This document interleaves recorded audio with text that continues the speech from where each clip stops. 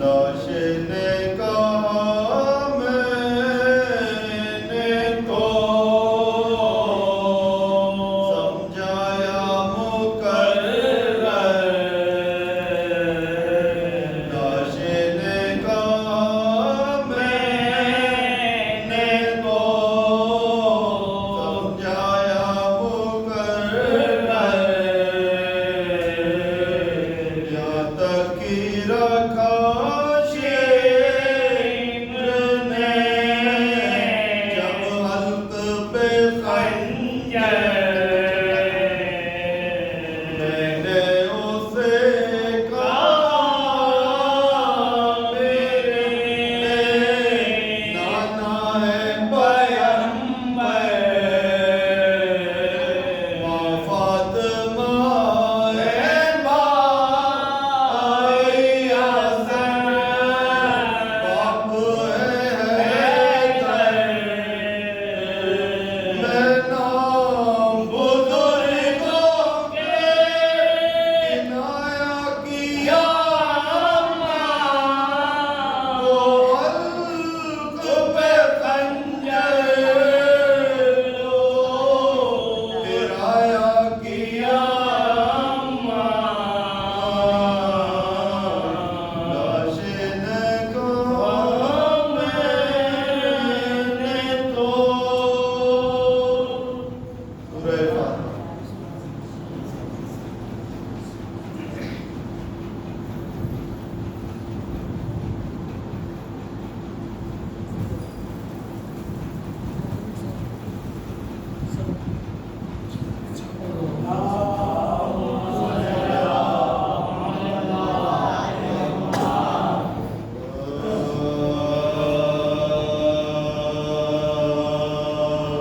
جس دم نگین خاتم پیغمبر آ گیا، جس دم نگین خاتم پیغمبر آ گیا، گرنے پہ سب گرو لیے پرچیاں گرا، رونق اٹھی زمین سے امام زمان گرا، ارے ہائے نہ ان جفاؤں پہ بھی آسماں گرا، زہرا سے پوچھئے فلک نور عین کا، تڑپنا زمین کو اور تڑپنا حسین کا،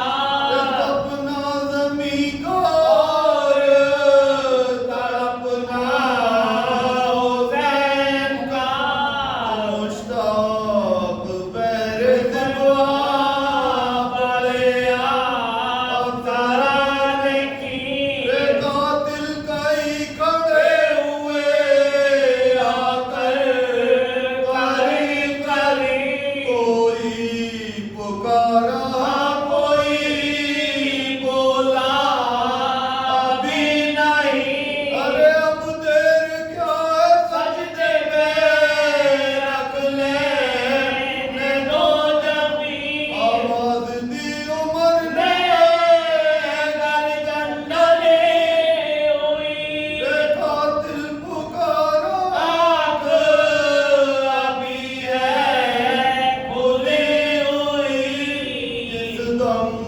نگین خاتم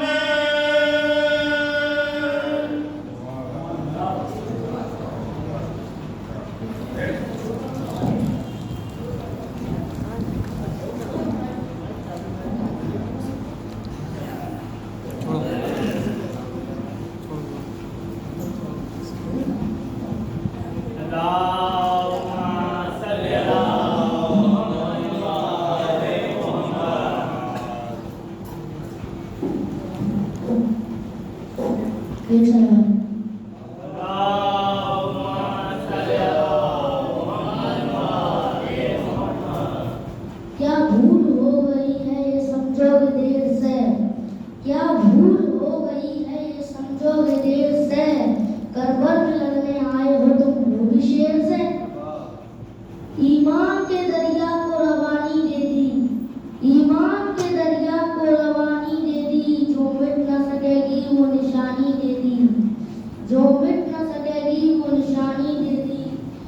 शाम का मियार जवा रखने को शबीर ने अकबर की जवानी दे दी।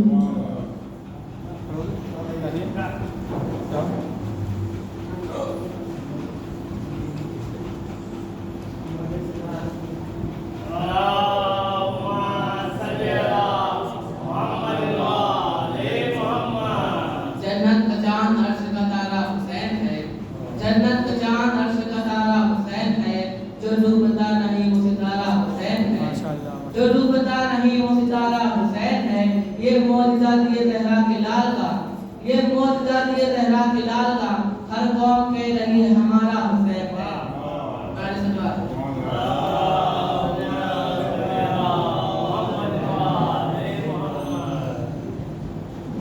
किस तरह सगीर जुल्फ़े सब देख रहे थे, किस तरह सगीर जुल्फ़े सब देख रहे थे, प्यासे थे मगर अपना हदफ देख रहे थे, प्यासे थे मगर अपना हदफ देख रहे थे।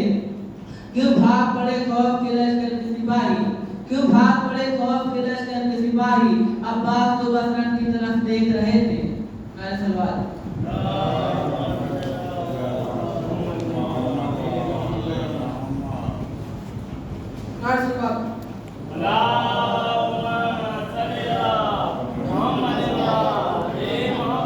खुदा के दीन की शरीयत की जान है अकबर, खुदा के दीन की शरीयत की जान है अकबर, अगर नमाज सरवर अजान है अकबर। खुदा के दीन की शरीयत की जान है अकबर, अगर नमाज सरवर अजान है अकबर। और है 14 सदियों से 18 साल इनका, है 14 सदियों से 18 साल का सिन इनका। ज़ईफ़ हो गई दुनिया जवान है अकबर, ज़ईफ़ हो गई दुनिया जवान है अकबर।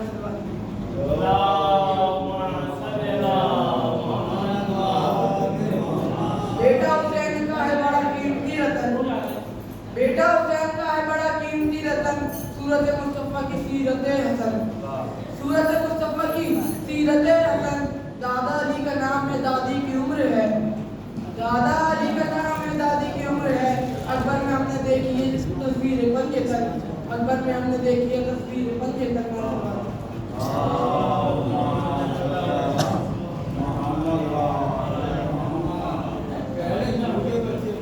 नाय सलवार محمد وآل محمد وعجل فرجهم यूं ही नहीं है जहां में चर्चा हुसैन का, यूं ही नहीं है जहां में चर्चा हुसैन का, कुछ देखकर हुआ है ज़माना हुसैन का, कुछ देखकर हुआ है ज़माना हुसैन का। सर देखे जहां में हुकूमत खरीद, सर देखे जहां में हुकूमत खरीद ली, महंगा पड़ा यजीद को सौदा हुसैन का, महंगा पड़ा यजीद को सौदा हुसैन का। नाय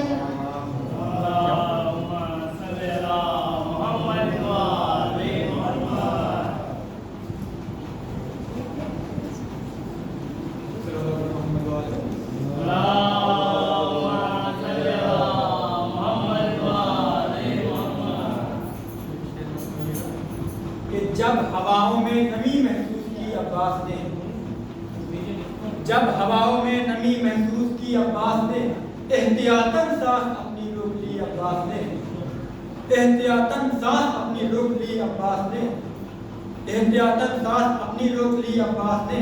تو فوج باطل تک اٹھا کر دیکھتی ہی رہ گئی، اتنی اونچائی پہ رکھ دی تشنگی عباس نے، اتنی اونچائی پہ رکھ دی تشنگی عباس نے۔ خدا کرتے محمد و آل محمد۔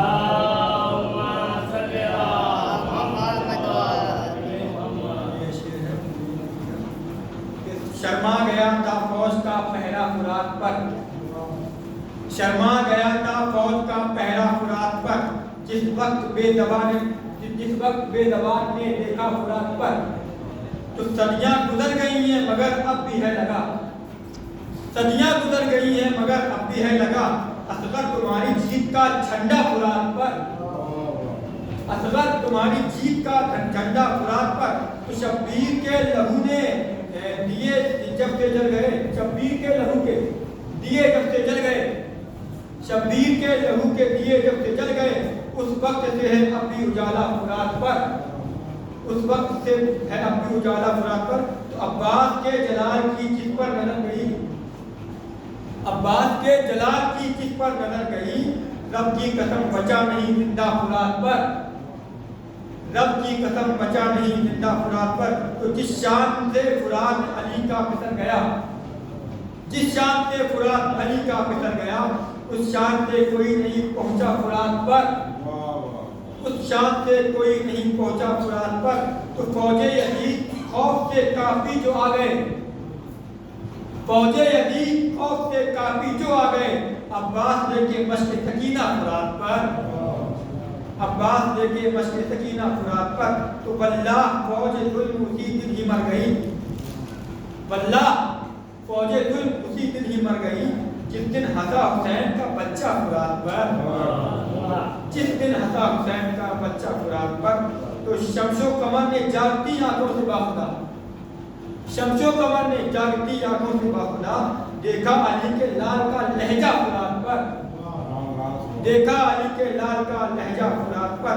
تو خاکی کرے جو اس پہ عمل ہوگا کامیاب، خاکی کرے جو اس پہ عمل ہوگا کامیاب. شبیر نے دیا ہے وہ خطبہ فرات پر، شبیر نے دیا ہے وہ خطبہ فرات پر. صلی اللہ محمد وآلہ.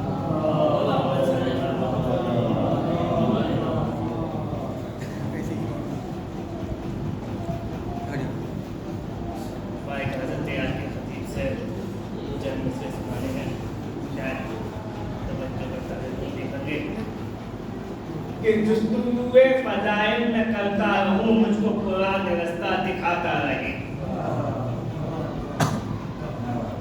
جستجوئے فضائل میں کرتا رہوں مجھ کو قرآن رستہ دکھاتا رہے، خون قبضے میں اشعار پڑھتا رہوں آسمانوں سے مضمون آتا رہے.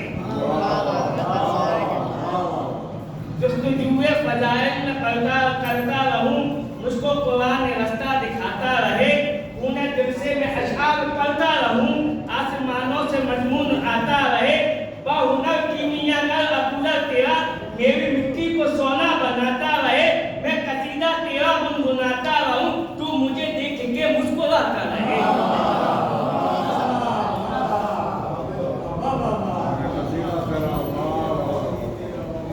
کہ خون قبضے میں اشعار پڑھتا رہوں آسمانوں سے مضمون آتا رہے، باہنر کیمیا نر اپولر تیرا میری مٹی کو سونا بناتا رہے، میں قصیدہ تیرا گنگناتا رہوں تو مجھے دیکھ کے مسکراتا رہے.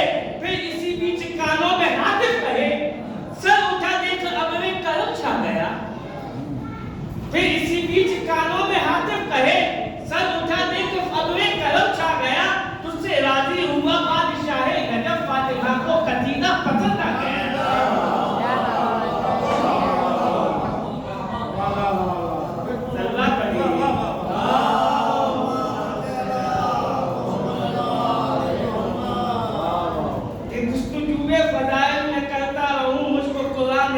دکھاتا رہے، خون قبضے میں اشعار پڑھتا رہوں آسمانوں سے مضمون آتا رہے، باہنر کیمیا نر اپولر تیرا میری مٹی کو سونا بناتا رہے، میں قصیدہ تیرا گنگناتا رہوں تو مجھے دیکھ کے مسکراتا رہے.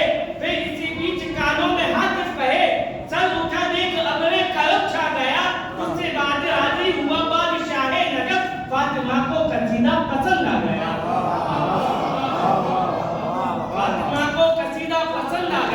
اب یہ فاطمہ ہے کون؟ حسین کی ماں. اور حسین کون ہے؟ سماج فرمائیے اس میں کہ سر اٹھا فاطمہ کو قصیدہ پسند آ گیا، جس کی تاراج جوڑی کی خیرات سے ایک دو گھر نہیں کوئی خدا ہی پلے،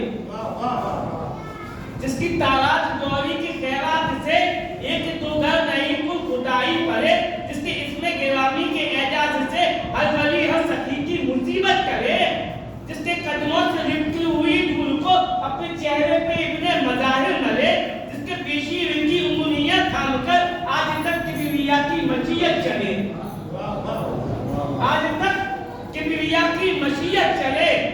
نوکری جس کی در کی سلیما کرے، جس کی ادنا رعایا میں الیاس ہو، نوکری جس کی در کی سلیما کرے، جس کی ادنا رعایا میں الیاس ہو، ایسے آقا کو کہتے ہیں شاہ ہدا، جس کے خدمت گزاروں میں عباس ہو.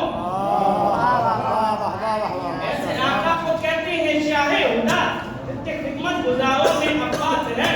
تو یہ زمانہ تو پچھلے دنوں کی तरह आज तक बुत परस्ती से मानूस था। ये जमाना तो पिछले दिनों की तरह आज तक बुत परस्ती से मानूस था। उसके होठों पे कलमा मोहम्मद का था, जब यहूदी नसारा का जासूस था। उसके होठों पे कलमा मोहम्मद का था, जब यहूदी नसारा का जासूस था। जो अंगूठा निशानी के काबिल न था, वो उस्ताद वो ख्यालों में उस्ताद कामूस था। वो जवाई कल्ब से अक्ल के सहन तक हर तरफ शोर नाकूस था। सच तो ये है बकौले अली से सुखन, सच तो ये है बकौले अली से सुखन। जब शरीयत का ऐसा सनासा मिले, वो नबी अपनी किस्मत पे झूमे न क्यों, जिसको शब्बीर जैसा नवासा मिले। वो नबी अपनी किस्मत पे झूमे न क्यों, जिसको शब्बीर जैसा नवासा मिले। जिसकी आहों खराहों की यलगार हो, हसरतों का समरना भी दुश्वार हो। जब तो उल्फत की चलती हुई बाल में डूब कर उभरना भी दुश्वार हो। कल सबीले न हो तेरे हाजात की, मशके हाजात भरना भी दुश्वार हो। फिर तेरे जिंदगी का तसव्वुर ही क्या, नोए इंसान का मरना भी दुश्वार हो। कारवाने बशर की तकदीर में कल जो बेचारगी थी वही आज है। तू ना हो तो ये लाशें यहीं पड़ी रहे, या जहाँ तो कफन का भी मोहताज है, ये जहाँ तो कफन का भी मोहताज है। आखिरन जिसमें इतने बंद सुनाए हैं कि जितने अफदल हो तुम, जितने असफल हो तुम, कोई किरदार इतना घिनौना नहीं। सिर्फ आखिरी बंद है, तमाम बंद होती है कि जितने अफदल हो तुम, जितने असफल हो तुम, कोई किरदार इतना घिनौना नहीं। एक पत्थर को कहते हो मोती है ये, और सोने को कहते हो सोना नहीं, और सोने को कहते हो सोना नहीं। ऐसे फिरौन पर तुमने तकिया किया, वहां से जिसके तकिया बिछोना नहीं। मेरे कहर से जो बचा ले तुम्हें, इस जमीन पे ऐसे कोई कोना नहीं। इस जमीन पे कोई ऐसा कोना नहीं। शहर जिल्लत के बेहैसियत साकिनों, मुर्तजा की अदावत में बरखाए हो। शहर जिल्लत के बेहैसियत साकिनों, मुर्तजा की अदावत में बरखाए हो। मेरी नानी के टुकड़ों पे पलते रहे, मुझसे आज ही लड़ने चले आए हो, मुझसे आज ही लड़ने चले आए हो।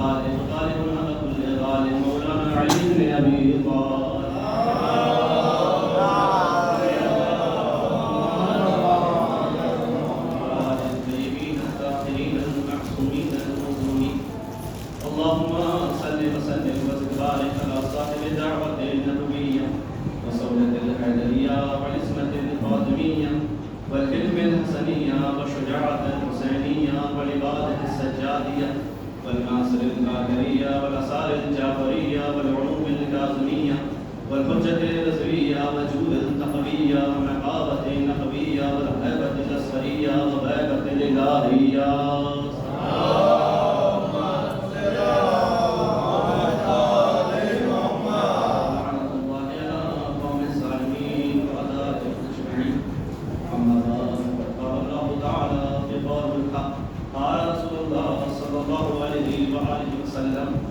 إني تارك فيكم الثقلين كتاب الله إترتي أهل بيتي وإن تمسكتم بهما لن تزلوا بعدي وإنهما لن يتفرقا حتى يرد علي القوس.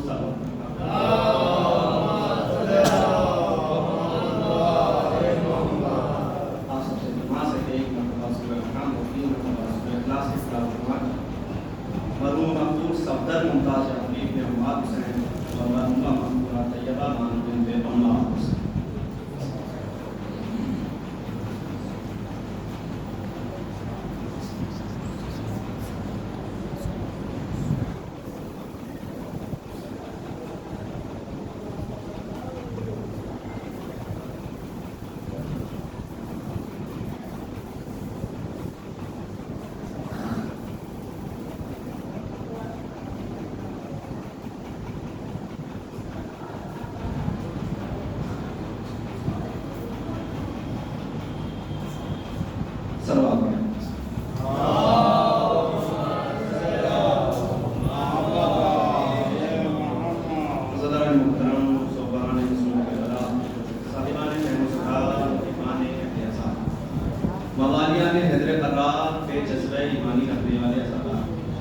سامعین بزم معرفت سرمستان محفل ملائے، سب سے پہلے اپنی مجلس کا آغاز کرتا ہوں. سب سے پہلے آغاز کلام میں تمام حمد و ثنا اس خالق اجل کے لیے جو باعث و منتشا وزل و منتشا کا مستاش ہے. تمام حمد و ثنا اس کریم پروردگار کے لیے جس کے قبض قدرت میں ہماری جانیں ہیں.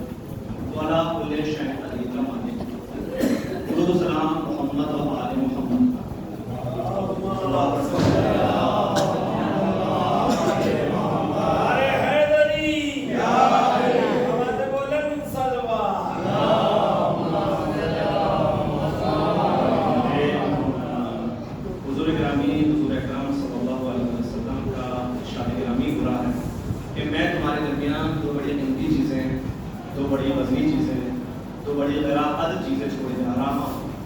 ایک اللہ کی کتاب، دوسرے میرے اہل بیت. جب تک تم ان دونوں سے متمسک رہو گے وَإِن تَمَسَّكْتُم بِهِمَا، تب تک ہرگز گمراہ نہیں ہوگے. اور کس قدر گمراہ نہیں ہوگے؟ یہ قرآن و اہل بیت تم کو لیے ہوئے حوض کوثر تک میرے پاس لے آئیں. آپ کی خدمت میں جو حدیث میں نے پیش کری، یہ حدیث عالم انسانیت میں حدیث ثقلین کے نام سے مشہور و معروف. دیکھیے کہ جب بھی کوئی بزرگ اس دنیا میں جاتا ہے تو بعد والے، اس کے خاندان والے اس کو ان کے خاندان والے کو اس کی جائیداد کا حصہ ملتا ہے جو بزرگ چھوڑ کر گیا ہے. اب رسول خدا دولت و ثروت نہیں رکھتے تھے، رسول اللہ زر و جواہر نہیں رکھتے تھے، رسول اللہ خزانہ نہیں رکھتے تھے. رسول خدا جو کچھ بھی رکھتے تھے وہ دین تھا، دیانت تھی، شریعت تھی، صراط مستقیم اور سچائی کا راستہ تھا. یہ سب حضور کی ملکیت میں تھا. اور جب جانے لگے ظاہری طور پر تو دیکھیے کہ دنیا میں یہ رواج ہے کہ جب بھی کوئی بزرگ جاتا ہے تو اس کو اپنے بعد والوں کی فکر ہوتی ہے. یہ فطری بات ہے. اگر کوئی باپ جا رہا ہے دنیا سے تو اس کو یہ فکر لازمی ہوتی ہے کہ میرے بعد میرے خاندان کا کیا ہوگا. اگر آپ نے کوئی مسجد بنائی ہے تو یہ فکر لازمی ہے کہ میرے بعد اس مسجد کا کیا ہوگا. اگر کسی نے کوئی اسکول کھولا ہے تو یہ فکر لازمی ہے، وہ یہ ضرور خیال کرے گا کہ میرے بعد اس اسکول کو چلائے گا کون. تو اگر کوئی تنظیم بناتا ہے، کوئی آرگنائزیشن بناتا ہے، کوئی عمارت بناتا ہے تو اس کو اپنے بعد والوں کی فکر ہوتی ہے. اگر کوئی بزرگ ہرا خاندان چھوڑ کے جا رہا ہے تو اس کو ضرور فکر ہوگی کہ میرے بعد میرے خاندان کا کیا ہوگا. تو رسول اللہ اپنے پیچھے امت چھوڑے جا رہے ہیں. رسول خدا اپنے پیچھے امت چھوڑے جا رہے ہیں تو یہ فکر لازمی ہوگی کہ میرے بعد میری امت کا کیا ہوگا، اور وہ بھی اس اعلان کے ساتھ جا رہے ہیں کہ میں آخری پیغمبر ہوں۔ یہ بات سمجھ لیجیے کہ اس سے پہلے جو بھی رسول آئے تھے، جو بھی نبی آئے تھے، ان کو یہ محکم اطمینان تھا کہ میرے بعد جو دوسرا نبی آئے گا، جو دوسرا رسول آئے گا، جو کچھ خرابی ہوگی وہ دیکھے گا، جو کچھ گڑبڑی ہوگی وہ دیکھے گا۔ لیکن آپ اس اعلان کے ساتھ جا رہے ہیں کہ اب میرے بعد کوئی نہیں آئے گا، تو اس کو تو اتنا مضبوط انتظام کر کے جانا چاہیے کہ قیامت تک ہدایت ہوتی رہے۔ اس کو اتنا مضبوط انتظام کر کے جانا چاہیے کہ قیامت تک ہدایت ہوتی رہے۔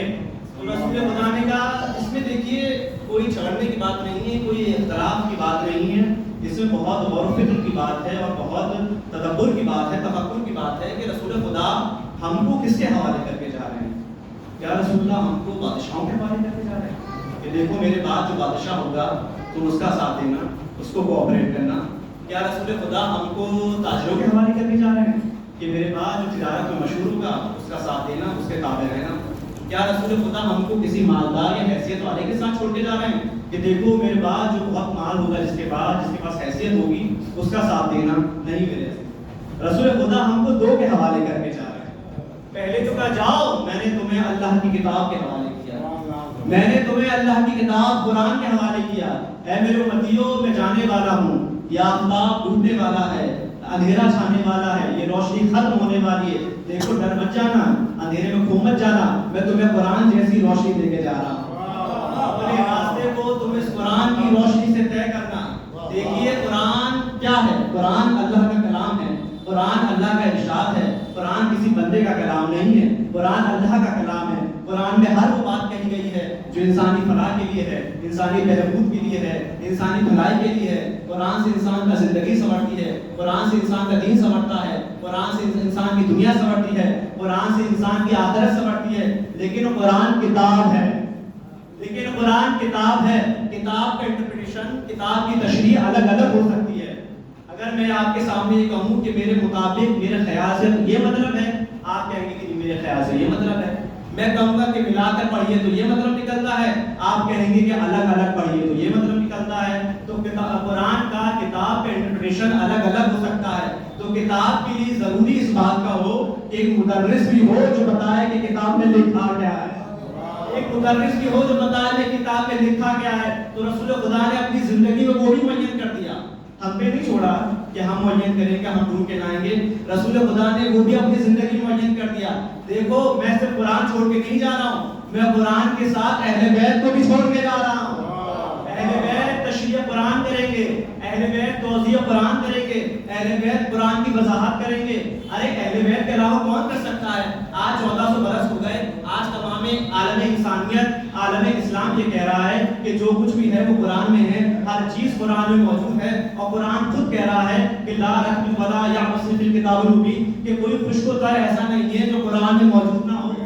لیکن بدنصیبی بھی یہ ہے کہ ہم جیسے لوگ ابھی تک قرآن سے کچھ نکال نہیں پائے، ہم جیسے لوگ ابھی تک قرآن سے کچھ نکال نہیں پائے۔ تو اس میں قرآن کا قصور نہیں ہے بلکہ ہمارا قصور ہے، اس میں قرآن کا قصور نہیں ہے بلکہ ہمارا قصور ہے۔ کہ جیسے مثال دیکھوں کے بعد اور واضح ہو جائے کہ جیسے وہ کتاب جو ابھی 7ویں کا لڑکا، جو 8ویں کا بچہ ابھی کس کتاب، وہ کتاب جو سائنٹسٹ پڑھتے ہیں، جو ڈاکٹر پڑھتے ہیں، جو لیکچرار پڑھتے ہیں، اگر اس کتاب کو 7ویں کلاس کے لڑکے کے سامنے رکھ دیا جائے تو کتاب رکھتے رکھتے خراب ہو جائے گی، وہ ایک حرف سے نہیں نکال پائے گا۔ توجہ چاہتا ہوں، وہ ایک حرف سے نہیں نکال پائے گا، وہ ایک حرف اس سے نہیں سمجھ پائے گا۔ تو جو بھی باعقل ہوگا، جس کے پاس بھی عقل ہوگی، وہ بچے کا قصور نہیں کہے گا، وہ کتاب کا قصور نہیں کہے گا بلکہ بچے کا قصور کہے گا۔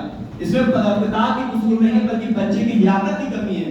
اسی طریقے سے لوگ کہتے ہیں کہ قرآن میں سب موجود ہے، قرآن میں سب کچھ موجود ہے، ہم جانتے ہیں لا رتب ولا یعص فی الکتاب المبین کہ قرآن میں ہر چیز موجود ہے، لیکن ہم جیسے لوگ قرآن سے اس لیے نکال پا رہے کیونکہ ہماری لیاقت کی کمی ہے، ہماری علم کی کمی ہے کہ ہم قرآن سے کچھ نکال نہیں پا رہے۔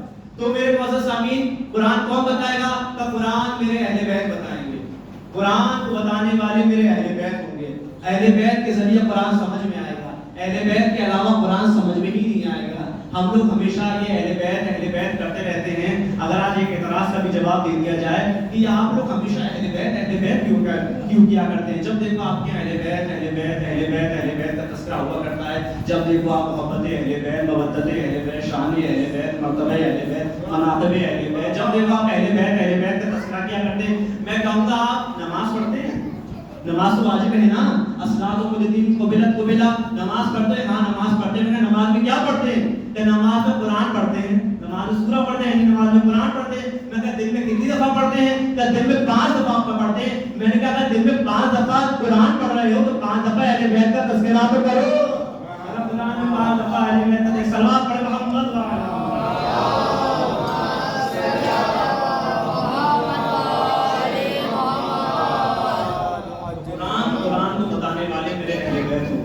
قرآن ہر کسی کے سمجھ میں نہیں آئے گا. آج 1400 سال ہو گئے. قرآن صرف اہل بیت کے ذریعے سمجھ میں آئے گا. تو اہل بیت بھیجے گئے ہیں قرآن کی توضیح کے واسطے. اہل بیت بھیجے گئے ہیں قرآن کی تشریح کے واسطے. اہل بیت بھیجے گئے ہیں قرآن کے مطلب کو بتانے کے واسطے. دیکھیے قرآن اہل بیت بتائیں گے, ہم نہیں بتا پائیں گے. اگر ہم اپنی عقل سے, اپنی فکر سے, اپنے ذہن کو قرآن بتانا, اگر ہم قرآن بتانا شروع کریں گے تو ہم لوگ کو پھٹلا دیں گے. اس لیے بھی ہمارے پاس لیاقت کی کمی ہے, ہمارے پاس علم کی کمی ہے. اس لیے کہ ہمارے پاس لیاقت کی کمی ہے. اور اچھا قرآن نے اس کو منع بھی کیا ہے. انشاءاللہ میں منزل تمہید پر تھا, کل کے موضوع سے آج کی مجلس کو متصل کرتے ہوئے قرآن نے اس کو منع بھی کیا ہے. قرآن فرما رہا ہے کہ ما یعلم تاویلہ الا اللہ والراسخون فی العلم. قرآن کو ہر کوئی نہیں بتا پائے گا, قرآن کو صرف اللہ بتائے گا. ما یعلم تاویلہ الا اللہ, اور اس کا کلام ہے, اسی نے بھیجا ہے, وہ بتائے گا. کہ بندوں میں کون بتائے گا؟ کہ بندوں میں ہر کوئی نہیں بتائے گا. کہ بندوں میں وہ بتائے گا جو والراسخون فی العلم کا مالک ہوگا. والراسخون فی العلم یعنی وہ ما یعلم تاویلہ الا اللہ, قرآن کی تعبیر اللہ کرے گا. اور کون کرے گا؟ کہ والراسخون فی العلم, وہ لوگ جو علم کے اندر اترے ہوئے ہیں. وہ لوگ جو علم کے اندر اترے ہوئے ہیں. ہم اور آپ علم کے اندر نہیں اترے, بلکہ ہمارے اندر علم اترا ہوا ہے. قرآن نے جب ہم کو دیکھا تو فرمایا یخرجونا من بیوتنا شیئا یعلم شیئا, کہ تم جب اپنی ماں کے بدن سے نکالے گئے تو بالکل جاہل تھے.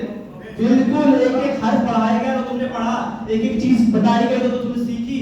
مکتب میں گئے, مدرسے میں گئے, استاد سے پڑھا اور اپنے ٹیچر سے پڑھا, تھوڑا بہت آ گیا. اور اس کے بعد بھی یقین مانیے کہ پھر بھی نہیں آیا. اس کے بعد بھی یقین مانی کہ پھر بھی نہیں آیا. تو یہ آپ جو میرے مجمع میرے سامنے بیٹھا ہے, یہ مووی کا مجمع ہے, تو آپ سب انڈینس ہیں. جتنی اچھی سے اچھی عربی آپ کو پڑھا دی جائے, جتنا اچھا سا اچھا عرب استاد آپ کے اوپر مسلط کر دیا جائے, مشہور ہو جائیں گے کہ بہت عمدہ عربی بولتے ہیں. لیکن ایک انڈینس دوسرے انڈینس کو دیکھ کر کہے گا کہ بہت اچھی عربی بولتے ہیں. اگر مجھے اٹھا کر خالص عربوں میں بٹھا دیا جائے تو 2 منٹ میں پکڑا جاؤں گا کہ عرب نہیں ہوں, تو 2 منٹ میں پکڑا جاؤں گا عرب نہیں ہوں. تو زبان کا مسئلہ بڑا پیچیدہ ہوتا ہے, زبان کا مسئلہ بڑا کریٹیکل ہوتا ہے. تو انسان جو آج انسان کی یہ کہ اگر مثال کے طور پر اگر انسان اگر یہاں رہ رہا ہے تو مہاراشٹر کی زبان نہیں بول سکتا, مہاراشٹر والا گجرات کی زبان نہیں بول سکتا, گجرات والا بنگال کی زبان نہیں بول سکتا. تو اس چھوٹی سی دنیا میں, چھوٹے سے ملک میں انسان یہاں کی زبان, تو شکاباد والا رہنے والا لکھنؤ کی زبان نہیں بول سکتا, لکھنؤ والا جونپور کی زبان نہیں بول سکتا. تو انسان جو اپنی زبان نہیں بول پا رہا تو اللہ کی زبان کیا بولے گا؟ تو اللہ کی زبان کون بولے گا؟ تو اللہ کی زبان کون بولے گا؟ تو پتہ یہ چلا کہ جو جہاں کا ہوتا ہے وہاں کی زبان بولتا ہے, جو جہاں کا ہوتا ہے وہاں کی زبان بولتا ہے. تو جو محمد کی گود میں پیدا ہو اور اللہ کے گھر میں پیدا ہوا,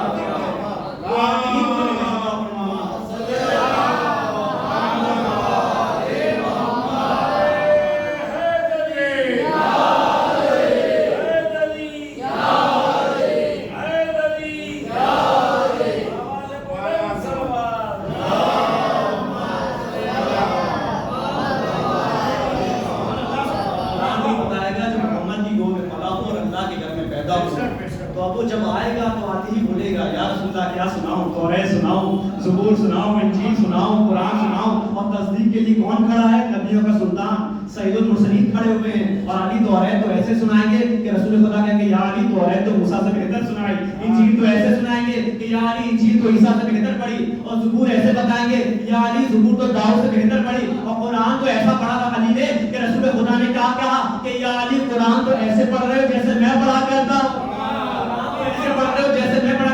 اب میں بڑے حیرت میں آ گیا. میں نے کہا یہ کیسا معاملہ ہے کہ توریت موسیٰ سے بہتر پڑھی, انجیل عیسیٰ سے بہتر پڑھی, زبور داؤد سے بہتر پڑھی, لیکن یہ قرآن کا کیا ماجرا ہے. تو ایک مثال دے دوں تاکہ میرے چھوٹے بھائی کی اس مثال سے میرے چھوٹے بھائی کے لیے بات اور واضح ہو جائے. اب مان لیجئے کہ جیسے آپ نے ملک کے ہر ریاست کے آدمی کو جمع کر دیا ہے, گجرات کا بھی آدمی ہے, کشمیر کا بھی آدمی ہے, تمل ناڈو کا بھی آدمی ہے, کرناٹکا کا بھی آدمی ہے, اور آپ نے سب سے کہا ہے کہ آپ اپنی ریجنل زبان نہیں بولیں گے, آپ اپنی جو ریجنل زبان ہے وہ نہیں بولیں گے, مراٹھی نہیں بولیں گے, گجراتی نہیں بولیں گے, بلکہ آپ اردو سے استفادہ کریں گے, اردو بولیں گے. ایک کمرے میں سب بند ہے, اب سب اردو بول رہے تھے, لیکن اسی کے بیچ میں ایک لکھنؤ والا بھی موجود ہے جو خالص لکھنوی ہے, جو لکھنؤ کی جس کی پیدائش ہے. اب وہ جب اسے اردو بولنا اسٹارٹ کیا, جب اسے اردو بولنا شروع کیا تو سب خاموش ہو گئے اور اس کو دیکھنے لگے. میں کہا کیا ماجرا ہے, ابھی تک سب بول رہے تھے, اب خاموش کی ہو گئے. وہ کہیں گے ارے آپ کو نہیں معلوم, اب اہل زبان بول رہا ہے, اردو جو چلی ہے وہ لکھنؤ سے چلی ہے. اسی طریقے سے علی نے جب توریت سنائی تو توریت کتاب موسیٰ کی ہے,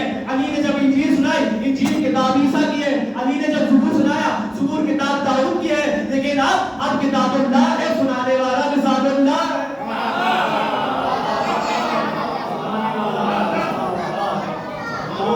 قرآن کون بتائے گا؟ قرآن بتائیں گے وراسخون فی العلم, لوگ جو علم کے اندر اترے ہوئے ہیں. سبحان اللہ. تو قرآن, اب میں قرآن کو کیا کہوں؟ اگر میں یہ کہوں کہ قرآن علم کا سمندر ہے تو سمندر قرآن کے آگے قطرہ ہے. میں قرآن کے لیے کیا جملہ استفادہ کروں؟ قرآن کے لیے میں کچھ کہہ ہی نہیں سکتا. ادائے مطلب کے لیے لفظ و قلم ٹوٹ جاتا ہے. میں کیا بولوں کہ قرآن کیا ہے؟ اللہ قرآن کو اوپن چیلنج کر رہا ہے کہ قرآن کی ایک جیسی آیت, اللہ نے پورے مذاہب کے لوگوں کو چیلنج کر دیا ہے کہ قرآن کی ایک آیت جیسی دوسری آیت لے آؤ, قرآن کی ایک آیت جیسی دوسری ملتی جلتی ہوئی آیت, ایک آیت کے بدلے دوسری آیت لے آؤ. یعنی پتہ یہ چلا کہ قرآن کی ایک آیت کے بدلے ساری دنیا کا سمندر پانی پانی ہے. اور ہم کو شیعان حیدر کرات ایک جملے میں اضافہ کرتے تو غلط نہیں ہوگا, صاحبان ذوق کی مجمع ہے, اصلاح چاہتا ہوں کہ قرآن کو چھوڑو, قرآن کا ایک چھوٹا بھائی ہے جس کا نام ہے نہج البلاغہ. قرآن کا ایک چھوٹا بھائی ہے جس کا نام ہے نہج البلاغہ. تم پہلے نہج البلاغہ کا جواب لے آؤ, اللہ سے پہلے لسان اللہ کا جواب لے آؤ, اب میں تم قرآن کا جواب دے گا. قرآن کون بتائے گا؟ وراسخون فی العلم. قرآن ہر کوئی نہیں بتائے گا. وراسخون فی العلم, اور وہ لوگ جن کو اللہ نے علم قرآن دیا ہے. ہم اور آپ کو علم قرآن ہی ملا ہے, قرآن کو علم ملا ہے. ہم جب پیدا ہوئے تو بالکل جاہل تھے, ہمیں کچھ نہیں آتا تھا. ایک ایک حرف پڑھایا گیا پڑھا, اور ایک ایک چیز بتائی گئی تو ہم نے سیکھی, اور جس ملک میں گئے وہاں کی زبان سیکھی. مثلاً فرینچ سیکھ لی, ڈچ سیکھ لی, اسپینش سیکھ لی, اور جرمن سیکھ لی. کہاں کہاں کی زبان ہم نے سیکھ لی, تو تھوڑا بہت ہمارے پاس آ گیا. اب مان لیجیے کہ کسی انسان نے میڈیکل سائنس پڑھی تو وہ ڈاکٹر بن گیا, کسی نے انجینئرنگ کری وہ تو انجینئر بن گیا, تو کسی نے وکالت کی پڑھائی کری تو وکیل بن گیا. تو ایک انسان نے جتنا اس کے اندر علم سما سکتا تھا اس نے اتنا پڑھا, اور وہ ہماری کائنات میں عالم کہلاتا ہے. اور دیکھیے کہ وہ ہماری کائنات میں عالم کہلاتا ہے. لیکن میرے معزز سامعین, یہ شاید جملہ غلط نہیں ہوگا کہ جس کے لیے ہم نے یہ سنا ہو کہ بہت اچھا انجینئر ہے, کبھی ہمارے دماغ میں یہ خیال نہیں آئے گا کہ بہت اچھا ڈاکٹر بھی ہے. جس کے لیے ہم نے یہ سوچا ہے کہ جس کے لیے ہم نے یہ سنا ہے کہ بہت اچھا ڈاکٹر ہے, تو کبھی ہمارے دماغ میں یہ خیال نہیں آئے گا کہ بہت اچھا وکیل بھی ہے. تو پتہ یہ چلا اس چھوٹی سی دنیا میں کہ جو عربی جانتا ہے تو اردو نہیں جانتا, جو اردو جانتا ہے وہ انگریزی نہیں جانتا, جو انگریزی میں قابل ہے فارسی میں ویک ہے. تو انسان کو کسی ایک برانچ میں اصول حاصل ہوتا ہے, اور وہ ہماری کائنات میں عالم کہلاتا ہے. اب مثال سن لیجیے, مثال ایسی دے دوں کہ ہماری کیا مثال ہے. تو سمجھ جائیے کہ ایک دریا ہے, دریا کے کنارے پیالے رکھے ہوئے ہیں. تو کوئی پیالہ آدھا لیٹر کا ہے, کوئی پیالہ 1 لیٹر کا ہے, کوئی پیالہ 1.5 لیٹر کا ہے, کوئی پیالہ 2 لیٹر کا ہے, اور ہر پیالے میں پانی بھرا ہوگا, اور سمندر کے کنارے میں یہ سب پیالے رکھے ہوئے ہیں. تو میرے عزیزوں, یہ پیالے نہیں ہیں بلکہ یہ دنیا کے پڑھے لکھے لوگ ہیں, یہ دنیا کے پڑھے لکھے لوگ ہیں. اب آپ سارے پیالے کے پانی کو ملا لیجیے, تب بھی سمندر کے پانی کے آگے کچھ بھی نہیں ہے, تب بھی سمندر کے پانی کے آگے کچھ نہیں ہے. تو جب ہم پیدا ہوئے تو اللہ نے ہم کو دیکھ کر فرمایا وما اوتیتم من العلم الا قلیلا, ہم نے تم کو علم نہیں دیا مگر ذرا سا, ہم نے تم کو علم نہیں دیا مگر ذرا سا. اب جملہ کہنے دیجئے, بڑا کم ظرف ہے یہ انسان کہ جو ذرا سا علم لے کر اہل بیت کے سامنے آ جاتا ہے.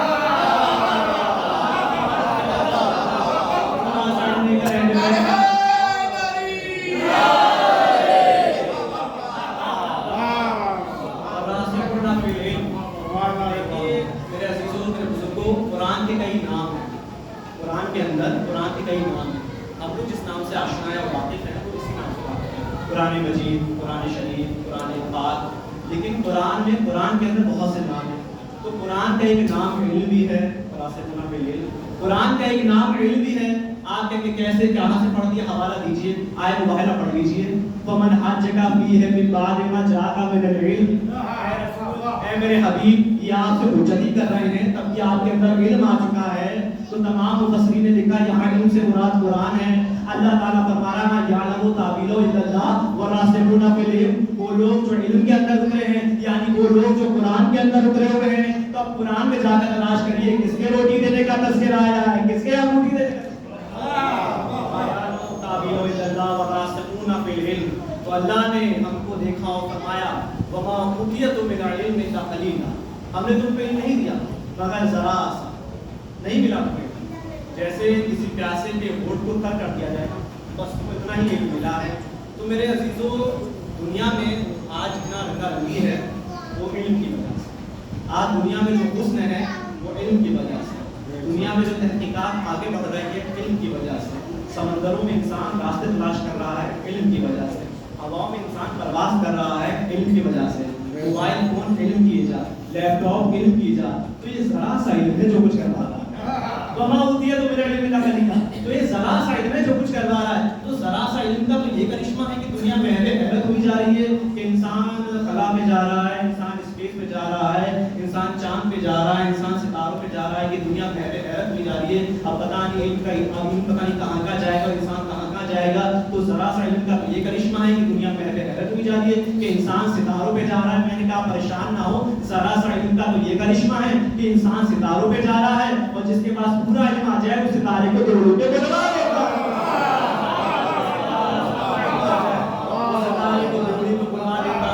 اور علم کا کیا کہنا، علم خاموش رہے تو قرآن کہلاتا ہے، اگر بول جائے تو اہل بیت بن جاتا ہے. میں نے جو آج تمہارے موضوع قرار دیا کہ انی تارکون فیکم ثقلین.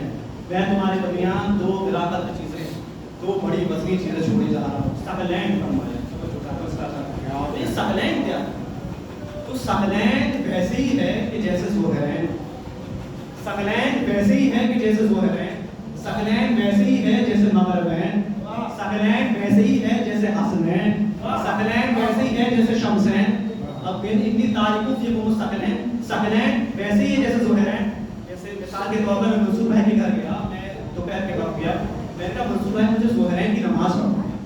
تو منصور بھائی کے دماغ میں یہ خیال نہیں آئے گا کہ ظہر کے بعد عشاء کی نماز پڑھیں گے. وہ سمجھ جائیں گے کہ ظہر کے بعد عصر پڑھے گا. اس لیے کیونکہ دونوں نمازوں کا مزاج ایک جیسا ہے. دونوں نمازوں کا مزاج ایک جیسا ہے. ظہر کی 4 رکعت ہے، عصر کی بھی 4 رکعت ہے. ظہر کی شروعاتی 2 رکعت اخفاتی ہیں یعنی تیرے آواز میں پڑھنا ہے. عصر کی بھی 2 رکعت اخفاتی ہیں یعنی تیرے آواز میں پڑھنا ہے. اب میں دوبارہ گیا، میں نے کہا مجھے مغربین کی نماز پڑھنی ہے. تو اب ان کے دماغ میں یہ خیال نہیں آئے گا کہ مغرب کے بعد فجر پڑھے گا، نہیں مغرب کے بعد عشاء پڑھے گا. اس لیے کہ دونوں مزاجوں کا مزاج ایک جیسا ہے.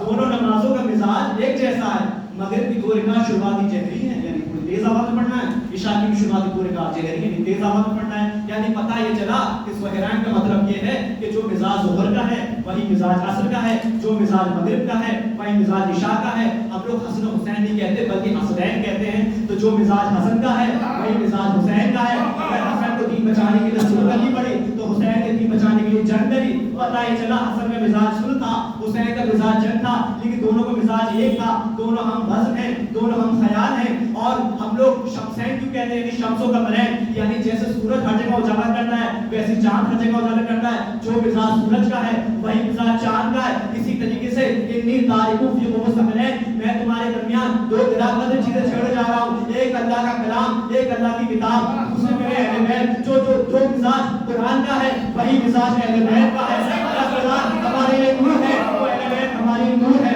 اگر قرآن ہمارے لیے ہادی ہے تو قرآن ہمارے لیے ہادی ہے. اگر قرآن ہمارے لیے ہدایت ہے تو اہل بیت ہمارے لیے ہدایت ہے. اگر قرآن ہمارے لیے پیشوا ہے تو اہل بیت ہمارے لیے پیشوا ہے. اگر قرآن ہمارے لیے ناظر ہے تو اہل بیت بھی ہمارے لیے ناظر ہے.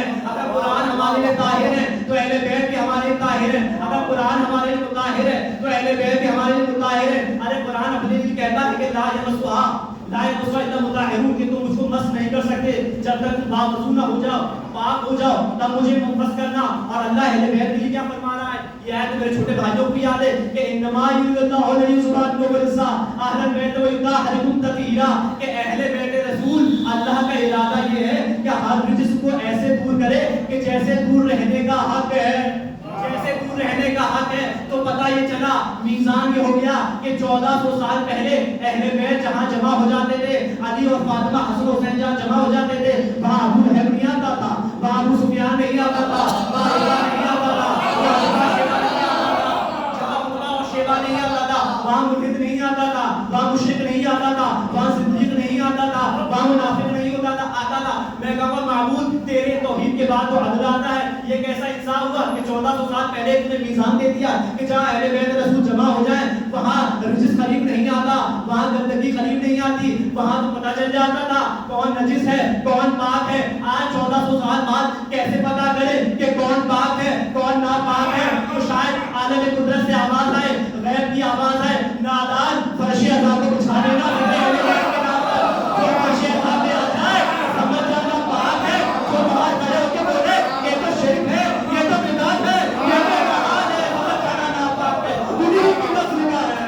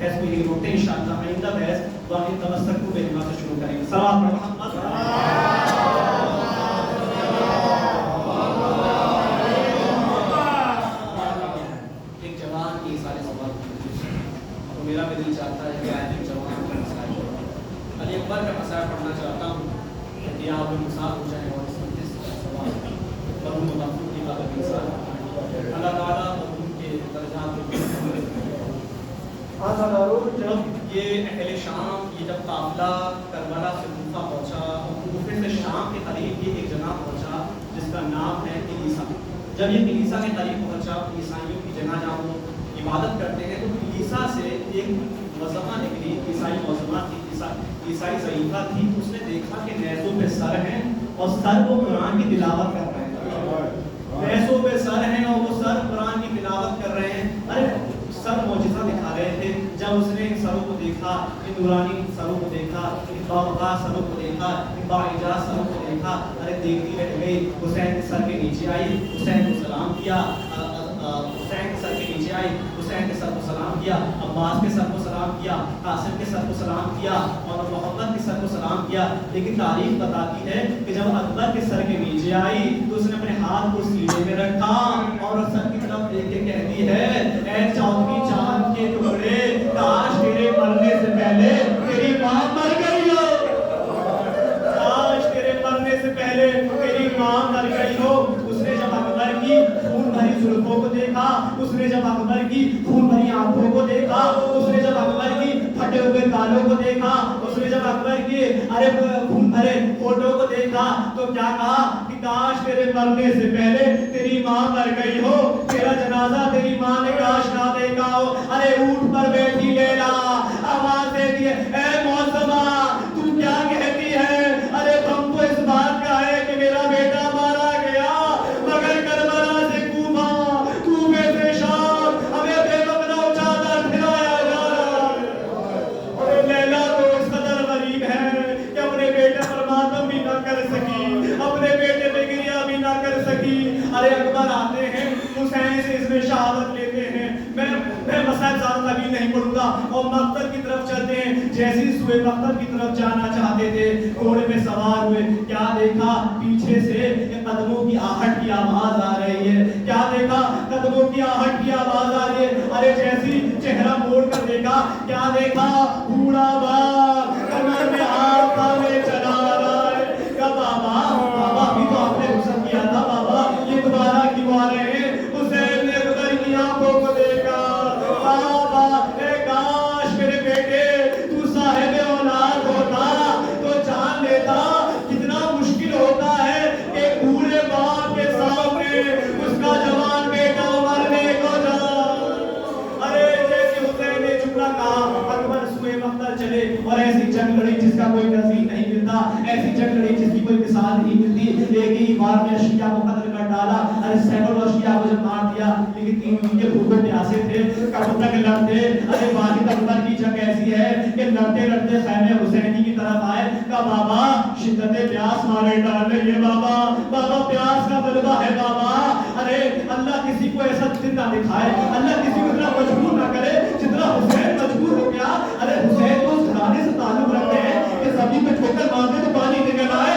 اس گھرانے سے حسین تعلق رکھتے. اس دن بھی آپ کے خدمت میں جملہ عرض کیا تھا کہ وہ بیٹیاں خواب پر بیٹھی ہیں کہ جن کا اگر جلد عرش میں چلا جائے تو وہاں سے آواز آئے کہ نالین کے ساتھ آ جاؤ. ارے ان کے گھر والے خواب پر بیٹھے ہوئے ہیں. ارے حسین نے کیا کہا, اللہ کسی کو کتنا مجبور نہ کرے. حسین نے کہا بیٹا میری اپنی زبان کو میرے دہن میں ڈال دو. ارے اکبر نے جیسی اپنی زبان کو حسین کے دہن میں ڈالا. ارے تفتن دو قدم پیچھے ہٹے. کہا بابا آپ کی زبان میں تو کانٹے پڑ گئے, بابا آپ کی زبان میں تو کانٹے پڑ گئے.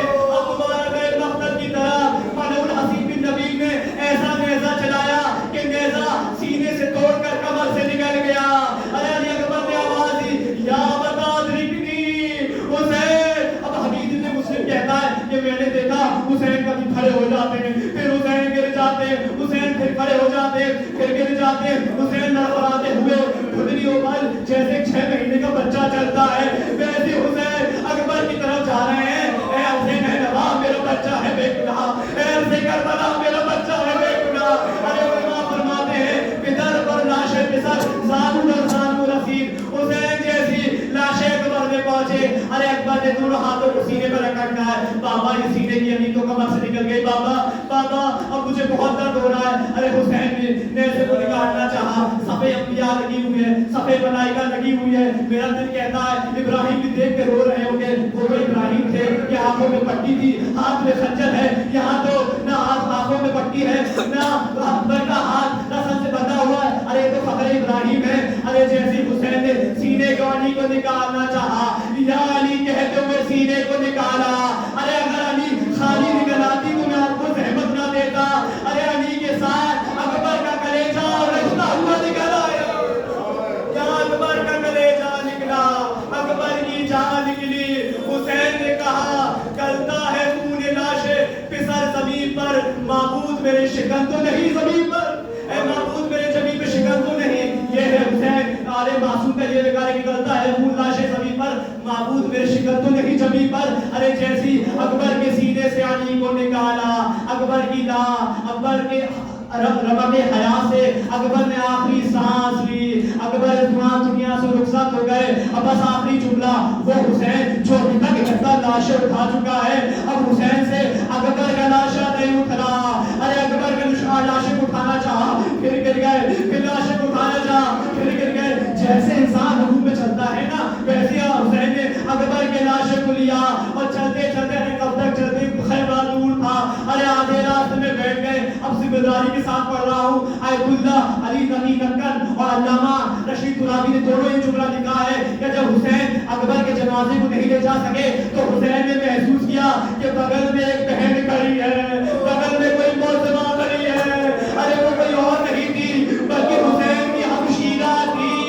ارے میر انیس علم مقامہ کہتے ہیں کہ شاید زینب نے سوچا ہوگا کہ بھائی سے نہ اٹھ پائے گا, لاشا ہے